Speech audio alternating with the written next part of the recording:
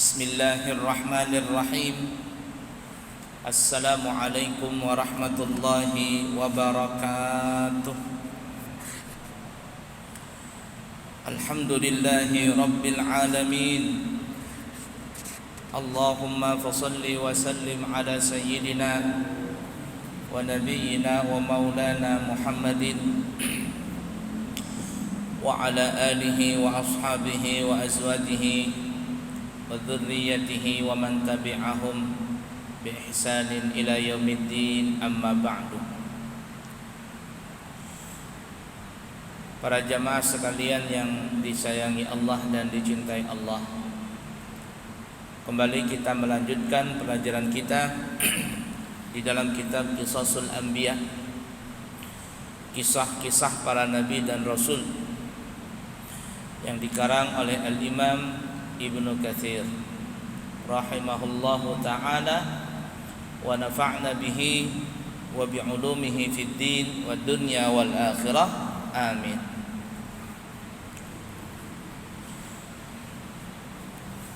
Pada pertemuan yang lalu kita telah sampai Nabi Allah Yusuf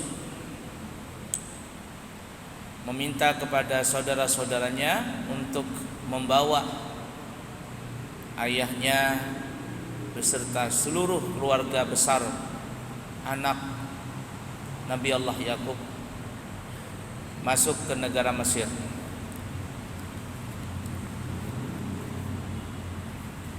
Bagaimana kisah selanjutnya? Disebutkan dalam surah Yusuf ayat 99 sampai ayat 101.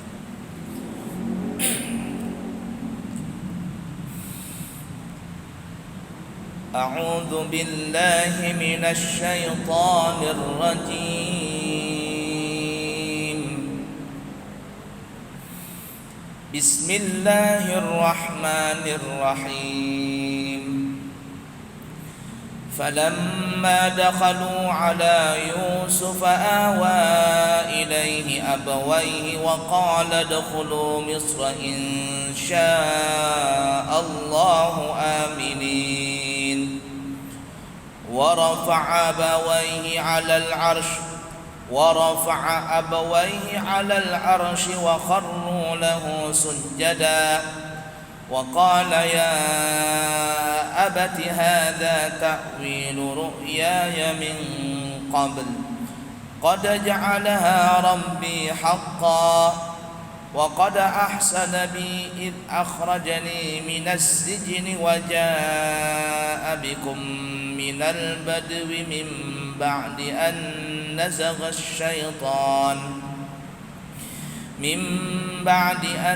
نزغ الشيطان بيني وبين إخوتي إن ربي لطيف لما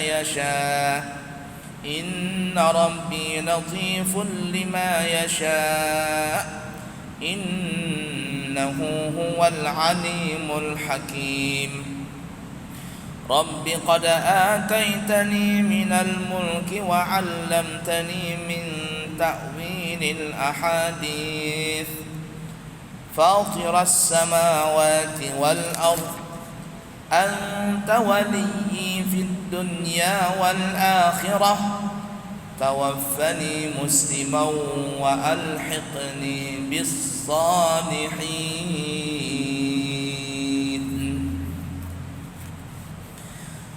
Maka tatkala mereka masuk ke tempat Nabi Allah Yusuf, ini saudara-saudaranya, Yusuf merangkul ibu bapaknya dan ia berkata, masuklah kalian ke negeri Mesir insyaallah dalam keadaan aman. Dan ia menaikkan kedua ibu bapaknya di atas singgahsananya, dan mereka semuanya merebahkan diri seraya sujud kepada Yusuf. Dan berkatalah Nabi Allah Yusuf, wahai ayahku, inilah takbir mimpiku yang dahulu itu. Sesungguhnya Tuhanku telah menjadikannya suatu kenyataan.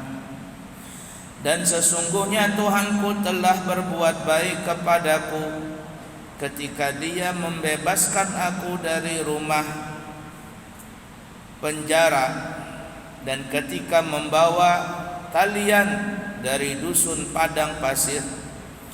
Setelah setan merusakkan hubungan antaraku dan saudara-saudaraku, sesungguhnya Tuhanku Maha lembut terhadap apa yang Dia kehendaki. Sesungguhnya Dialah yang Maha mengetahui lagi Maha bijaksana.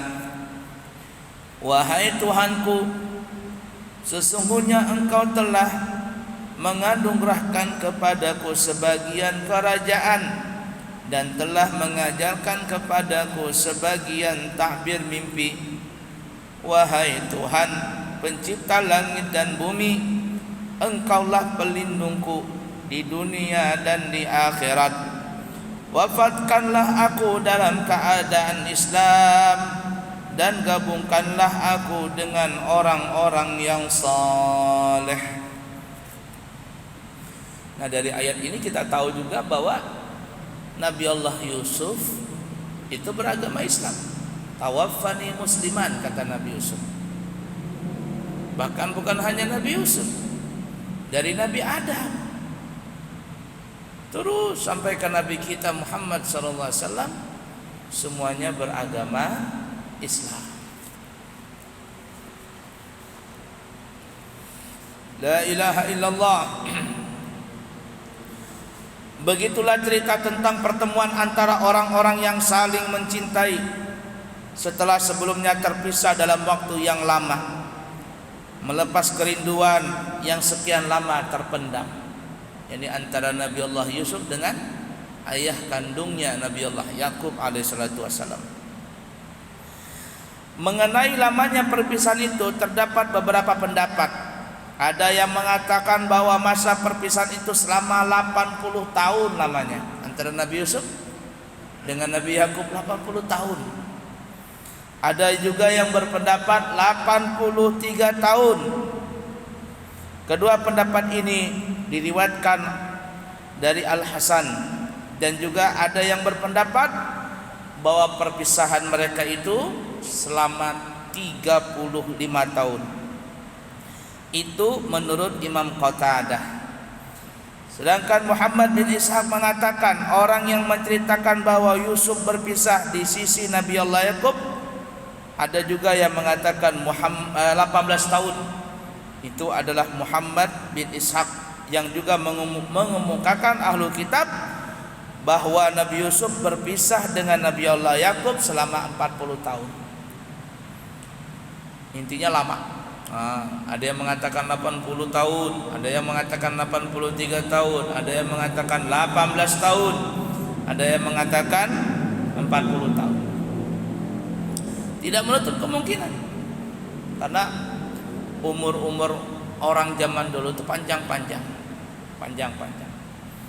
Dan kita pernah menceritakan di sini, ada yang berpendapat bahwa Nabi Allah Yusuf itu saja di dalam sumur yang beliau dilemparkan oleh saudaranya ke dalam itu berada selama 17 tahun namanya. Ada yang mengatakan demikian, 17 tahun. Saya juga kaget pas membaca riwayat itu. Saya kira paling-paling berapa hari begitu. Ternyata 17 tahun dalam sumur. Kau bisa hidup? Allah Maha Kuasa. Kun fayakun Allah. Jika Allah berkehendak, maka Allah cukup mengatakan jadi, maka jadilah. Tidak ada yang mustahil bagi Allah. Nabi Ibrahim begitu juga. Waktu dilahirkan oleh ibundanya, beliau dilahirkan di mana? Dalam goa. Ditinggalkan sama ibunya. Hidup Nabi Allah Ibrahim. Ngisap jempol. Keluar susu dan madu. Nah, itu goa ada di daerah Turki. Saya kemarin ada lihat di YouTube jejak Rasul, ternyata gua itu di mana? Ada di daerah Turki. Insyaallah nanti tanggal 22 September kalau tidak ada halangan saya akan berangkat umrah sekaligus juga ke Turki. Ya, ada bawa rombongan sedikit.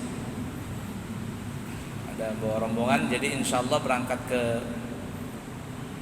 Mekah dulu, baru pulangnya ke Turki. Turki ini kan lagi mata uangnya lagi jatuh, jadi kata travel kesempatan untuk bisa melancong religi ke luar negeri adalah ke Turki karena mata uangnya lagi murah. Kalau biasanya kita makan itu anggap saja 30.000, nah ini kita sekali makan paling-paling 15.000 lah. Nah, ke Turki. Alhamdulillah ada, insyaallah nanti tanggal 22 saya bawa rombongan. Itu biayanya 34 juta umrah plus Turki. 34 juta dari 32 juta dari Jakarta, tambah 2 juta pulang pergi PP Balikpapan Jakarta, kurang lebih 34 jutaan lah. Alhamdulillah, saya pikir daripada umrah biasa, saya lihat ada yang 9 hari 33 juta, umrah 9 hari 33 juta. Wah, kata saya, hotelnya bintang 4. Kata saya, sudahlah, saya bawa rombongan, bintangnya bintang 5, Jakarta, di Mekah dan Madinah. Kemudian juga harganya 32 juta dari Jakarta ditambah pulang pergi. Balikpapan Jakarta ya tambah tiket pesawat sendirilah. Kurang lebih habisnya 34 juta. Insyaallah, alhamdulillah. Nah, itu yang kita ceritakan tadi, Nabi Ibrahim di dalam goa itu lahir. Bisa saja hidup beliau sampai beliau berumur dekat muda ya. Keluar dari gua bingung, melihat matahari, ini Tuhan, melihat bulan, ini Tuhan, melihat bintang, ini Tuhan. Sampai akhirnya Nabi Ibrahim mengatakan, aku menghadapkan jiwa ragaku kepada Zat yang memiliki langit dan bumi, lurus, dan aku beragama Islam. La ilaha illallah, itu Nabi Ibrahim. Di Turki itu juga saya lihat kemarin di YouTube, kan Nabi Ibrahim itu pernah dibakar oleh Namrud. Kalau ceritanya itu di Babilonia itu di Irak. Tapi Allah alam ya, versi-versinya banyak sekali. Nah, saya lihat di YouTube itu tempat pembakaran itu daerah Turki. Jadi ada tiang besar, mungkin kurang lebih besarnya segini, tingginya sampai ke Menara At-Taqwa ini. Itu ada berapa meter antara tiang satu dengan tiang yang kedua. Itu yang tempat minjanik itu bahasa kitanya ketapel lah, ketapel raksasa. Ketika Namrud membakar Nabi Ibrahim, kita pernah cerita di sini. Ketika Nabi Ibrahim mau dibakar, Namrud membakar api duluan. Ketika api sudah besar, Namrud nggak bisa melontarkan Nabi Ibrahim ke dalam api tersebut. Datanglah syaitan atau iblis mengajarkan membuat ketapel itu, tapi terbuat dari batu raksasa, tiang gitu. Nah, itu ada di Turki juga, Ternyata di Turki banyak peninggalan sejarah, baik sejarah sejarah para nabi dan rasul, kemudian sejarah para sahabat, ya banyak para sahabat kubur situ juga banyak. Kemudian peninggalan Nabi kita Muhammad SAW yang aslinya jenggot, baju dan semuanya, rambut, itu di Turki juga. Nah, yang paling terkenal adalah benteng Konstantinopel, ya, yang Muhammad Al-Fatih. Disitulah yang khilafah Utsmaniyah ya, Konstantinopel terakhir, di situ yang khilafah Islam. Kemudian diruntuhkan oleh si Kemal Atatürk yang katanya kuburannya bau sekali, Kemal Atatürk. Nah, itu di Turki. Insyaallah nanti berangkat ke sana insyaallah. La ilaha illallah. Nah, jadi perpisahan lama ya antara Nabi Yusuf dengan Nabi Yakub. Ada yang mengatakan 80 tahun, 83 tahun, ada yang mengatakan 40 tahun, ada yang mengatakan 35 tahun, dan ada yang mengatakan 18 tahun. Wallahu alam, hanya Allah saja yang Maha tahu berapa lama perpisahan antara Nabi Yakub dengan Nabi Allah Yusuf alaihi wassalam. Secara lahiriah dipandang dari hubungan kisah yang dapat dipahami bahwa pembatasan masa tersebut adalah menurut perkiraan di masa ketika Zulaikha menggoda Nabi Yusuf. Saat itu Nabi Yusuf berumur 18 tahun, seperti yang dikemukakan oleh beberapa ulama. Lalu ia berada di penjara selama beberapa tahun. Ada yang mengatakan 7 tahun di penjara. Menurut Ikrimah dan juga ulama yang lainnya, Yusuf berada di penjara selama 7 tahun, ya kan ya. Kemudian ia keluar dari penjara, di mana negara mengalami 7 tahun masa kemakmuran. Dan ketika orang-orang memasuki awal masa 7 tahun kekeringan, datanglah saudara-saudaranya tanpa Bunyamin. Dan pada tahun berikutnya mereka datang dengan membawa Bunyamin bersamanya. Kemudian pada tahun ketiga Nabi Yusuf memperkenalkan diri kepada saudara-saudaranya dan meminta agar mereka semuanya kembali keluarganya untuk dibawa ke negara Mesir. Lalu mereka semua datang kepadanya sebagaimana disebutkan dalam Al-Quran tadi. Maka tak kala mereka masuk ke tempat Nabi Yusuf merangkul ibu bapaknya. Yusuf melakukan pertemuan bersama kedua orang tuanya tanpa kehadiran saudara-saudaranya. Masuklah kalian ke negeri Mesir, insyaallah dalam keadaan aman. Ada yang berpendapat bahwa redaksi ayat tersebut dibalik bila ditakdirkan, diperlihatkan kira-kira begini: masuklah kalian ke Mesir, lalu ia merangkul kedua orang tuanya.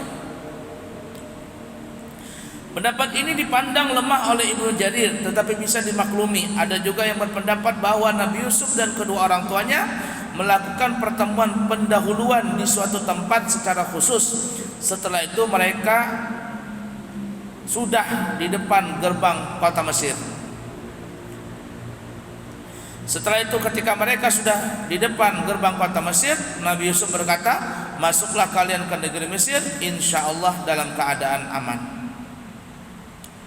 Jadi ada yang mengatakan begitu ya. Jadi tidak langsung serta-merta ayah bapak beliau dan saudara-saudara Nabi Yusuf masuk.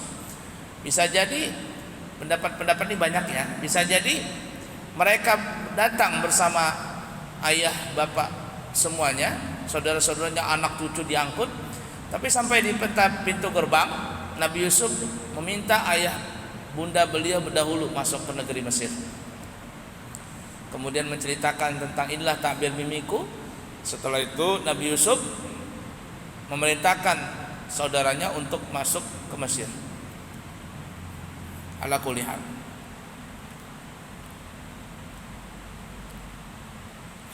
As-Sa'di berpendapat, seandainya dikatakan persoalannya tidak memerlukan adanya hal semacam itu, perkataan Yusuf udkhulu, masuklah kalian, mengandung pengertian tinggallah atau menetaplah di Mesir, insyaallah dalam keadaan aman. Maka yang demikian ini lebih sahih dan rasanya juga lebih enak.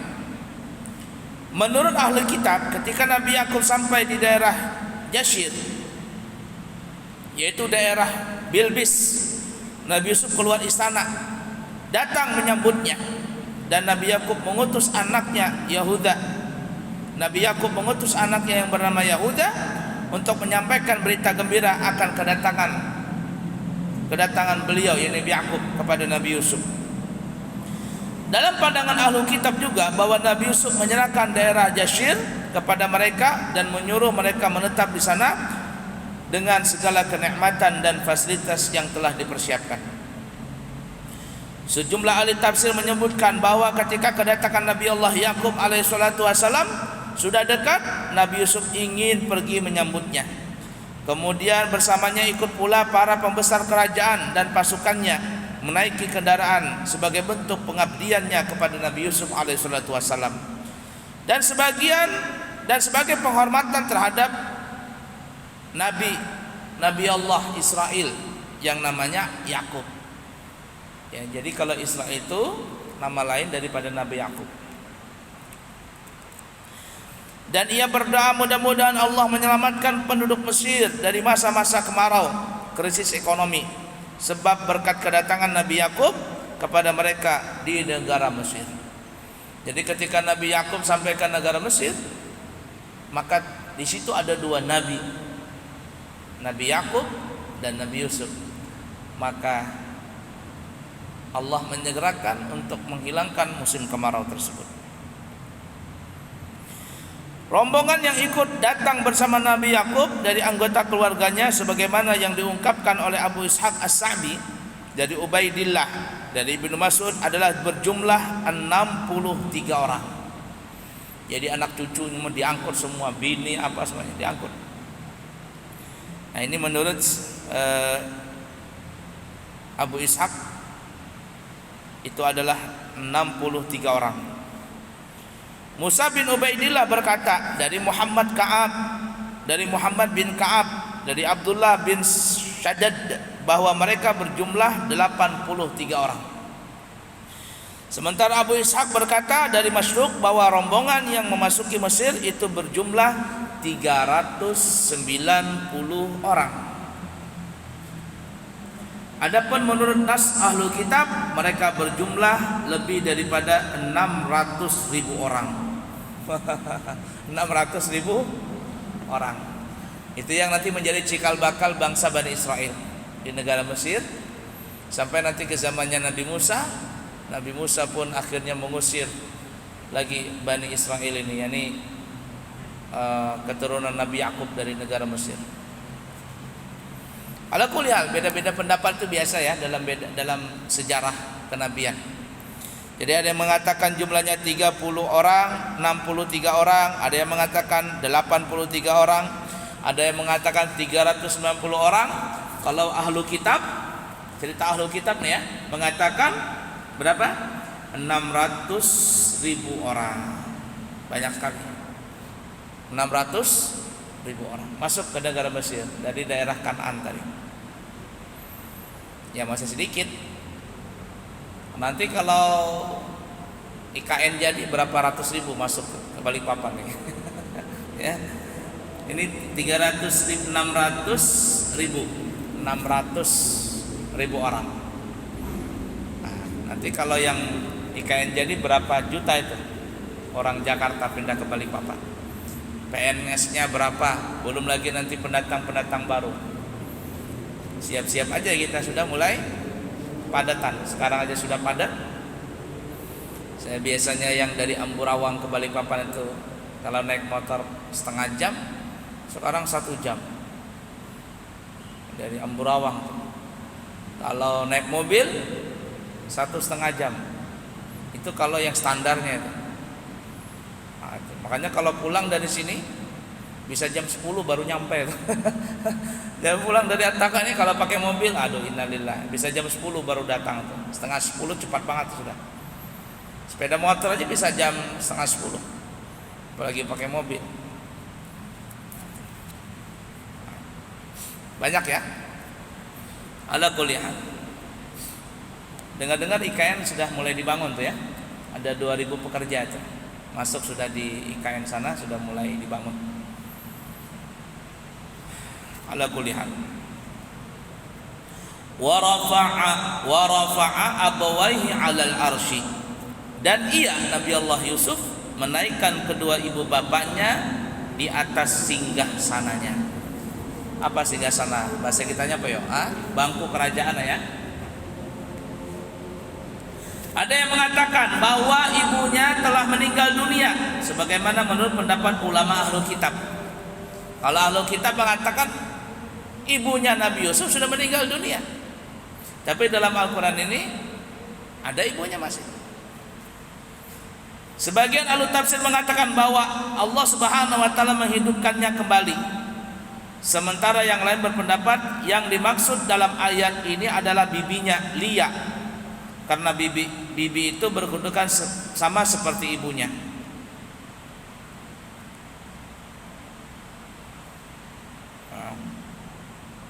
Bibinya. Ibnu Jarir dan beberapa ulama lainnya mengatakan bahwa menurut lahiriah ayat ibunya masih hidup sampai pada hari itu. Inilah pendapat yang paling kuat. Wallahu a'lam bishawab. Yang dimaksud dengan menaikkan keduanya di atas singgasana itu adalah mempersilakan keduanya untuk duduk di atas hamparan permadani bersamanya. Ada saya beberapa hari yang lalu iseng-iseng buka YouTube, ada film Nabi Yusuf. Itu mamanya Nabi Yusuf dalam perjalanan itu meninggal. Itu versi Ahlul Kitab. Rahil itu meninggal mamanya Rahil ya, meninggal dalam perjalanan. Jadi Nabi Yusuf tidak punya ibu. Makanya di sini saya pas membaca ayat ini, Nabi Yusuf mengangkat ibu bapaknya ke tempat singgasana. Tapi pas nonton film itu saya agak bingung. Oh, kok mati ya? Ibunya ini meninggal dunia. Meninggal. Ramai film itu, ramai. Ada 4 jam filmnya itu. Itu pun cuma alur cerita. 4 jam lebih. Saya nggak sanggup nonton itu. Alur cerita. Nabi Yusuf kan satu surah nih, panjang banget nih. Kita saja berbulan-bulan nih, sampai sekarang belum selesai kisah Nabi Yusuf. 4 jam filmnya. Itu pun alur cerita. Dari Nabi Yusuf kecil, jadi rebutan saudara, jadi irian saudara-saudaranya. Ya, sampai akhirnya itu dalam versi cerita itu meninggal ibunya Rahil. Nah, tidak menutup kemungkinan pendapat ulama ya mengatakan bahwa yang dimaksud itu adalah ibu tirinya. Ibu tirinya karena Nabi Yakub punya beberapa istri. Di sini disebut Lia yang punya yang apa namanya? Yang naik ke tahta tadi. Ada yang berpendapat ibunya Rahil hidup kembali, meninggal dihidupkan kembali. Ada yang mengatakan sampai saat itu masih hidup. Wallahu alam, Allah saja yang Maha tahu hakikat dari kisah Nabi Allah Yusuf itu.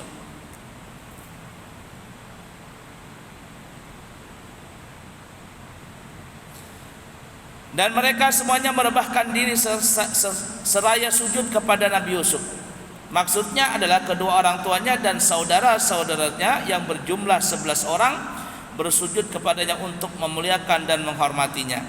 Bersujud semacam itu disyariatkan bagi mereka.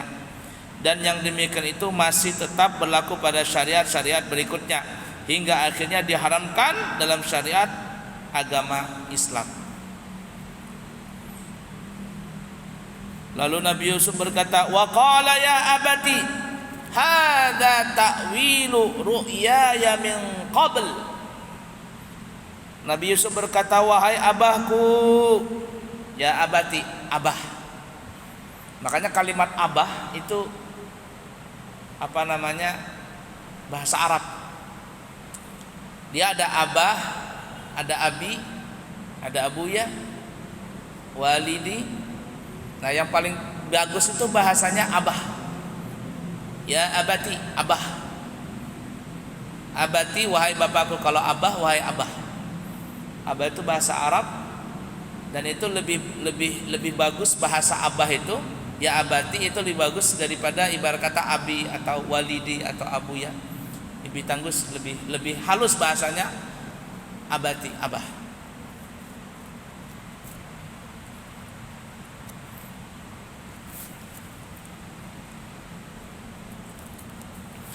Maksudnya inilah takbir mimpi yang dulu pernah aku ceritakan kepadamu, yaitu aku melihat 11 bintang, juga bulan dan matahari semuanya sujud kepadaku. Lalu engkau menyuruhku agar merahasiakan mimpi itu dari saudara-saudaraku, dan engkau pun menjanjikan sesuatu kepadaku ketika itu.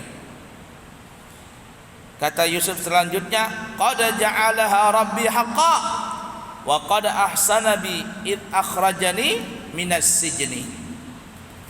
Sesungguhnya Tuhanku telah menjadikannya sesuatu kenyataan, dan sesungguhnya Tuhanku telah berbuat baik kepadaku ketika Dia membebaskan aku dari rumah penjara. Artinya setelah mengalami berbagai kesusahan dan kesulitan, fitnahan, cacian, makian, diiriin orang dan bermacam-macam. Lalu Allah menjadikan aku sebagai penguasa dan mengambil kebijakan serta menjalankan roda pemerintahan di negeri Mesir. Jadi Nabi Yusuf ini tingkat-tingkat jabatannya. Jadi orang yang mentakbirkan mimpi, kemudian diangkat menjadi, ya sekarang ini menteri ekonomi lah.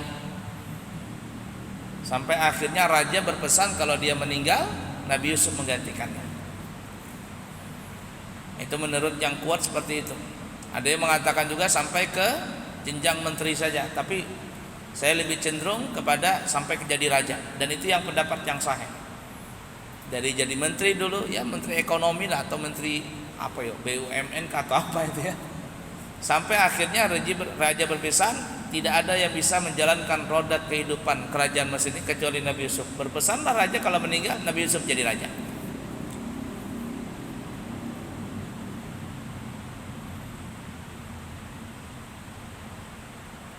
Dan ketika membawa kalian dari dusun padang pasir, maksudnya daerah pedesaan, mereka tinggal di daerah padang pasir di negeri Al-Khalil. Di sini Al-Khalil, ada yang mengatakan daerah Kanaan. Nah, jadi setelah Allah mencoba aku dengan bermacam ujian, begitu juga setelah setan merusakkan hubungan antaraku dan saudara-saudaraku, maksudnya mereka telah melakukan tindakan kesalahan sebagaimana yang telah dijelaskan sebelumnya. Sesungguhnya Tuhanku maha lembut terhadap apa yang Dia kehendaki. Maksudnya jika menghendaki sesuatu, maka Dia membuka sebab-sebab yang dapat mengantarkan tercapainya sesuatu yang dimaksud. Dia telah mengkondisikan segala sesuatunya, memudahkan dan menetapkannya dengan penuh kelembutan, dan sesungguhnya kekuasaan dan keagungan kekuasaannya. Sesungguhnya Dialah yang maha mengetahui, maksudnya Allah maha mengetahui segala sesuatu, lagi maha bijaksana. Bijaksana dalam penciptaannya, syariat dan ketetapannya. Menurut ahlu kitab, Nabi Allah Yusuf menjual makanan yang berada di bawah kekuasaannya kepada penduduk Mesir dan penduduk luar dengan harta benda mereka yang berupa emas, perak, tanah, berkebunan, dan apa saja yang mereka miliki. Bahkan mereka menjual diri mereka hingga mereka menjadi budak. Kemudian Nabi Yusuf membebaskan tanah-tanah mereka dan perbudakan mereka agar dapat bekerja dan menggarap ladang-ladang mereka. Lalu 1/5 dari hasil karyanya untuk raja sebagai simpanan negara untuk menghadapi setahun mendatang. Al-Imam As-Sa'labi menceritakan, selama masa bertahun-tahun dilanda kesusahan itu, Nabi Yusuf tidak pernah makan kenyang hingga ia tidak pernah lalai terhadap orang yang kelaparan. Ia hanya makan sekali saja pada pertengahan siang. Apa yang dilakukan itu diikuti juga oleh raja-raja pada saat itu. Itu yang saya tahu begitu. Ada pernah saya nonton film, tapi zaman dulu filmnya. Jadi ketika Nabi Yusuf sudah menjadi raja, kata Nabi Yusuf, selama pacaklik ini semua menteri makan sedikit, tidak boleh makan kenyang-kenyang. Dimulai dari pemerintahan dulu, dari para penguasa-penguasa yang biasanya makan 3 kali sehari, tidak ada lagi makan 3 kali sehari. Yang biasanya 4 sehat 5 sempurna, sekarang seadanya aja makan. Tapi Nabi Yusuf berdahulu, Nabi Yusuf yang mencontohkan dulu, baru akhirnya semuanya mengikuti. Al-Imam Ibnu Katsir berkata bahwa berkaitan dengan itu adalah juga Umar bin Khattab tidak pernah makan kenyang pada tahun-tahun krisis ekonomi, hingga masa-masa sulit itu berlalu berganti dengan masa kemakmuran. Nah, begitulah bagusnya para pemimpin, ngasih contoh dulu. Jangan pemimpin ibarat kata rakyatnya disuruh makan tempe, lah dia makan yang enak-enak. Rakyatnya disuruh hemat energi, lah dia malah membuang-buang energi.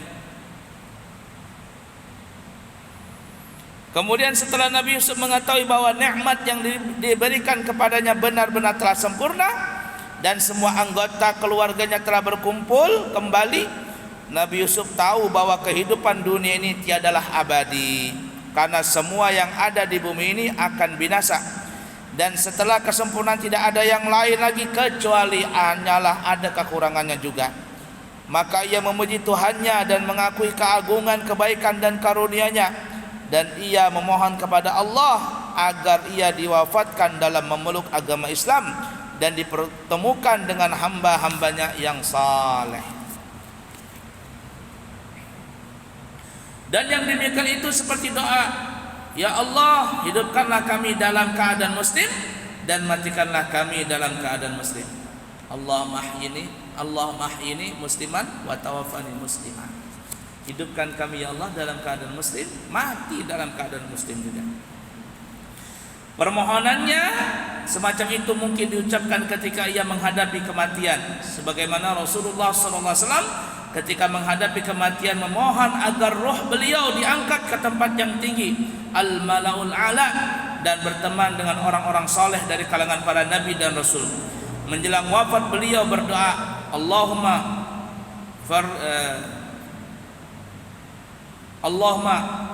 fi rafiqil a'la, Allahumma fi rafiqil a'la, Allahumma fi rafiqil a'la.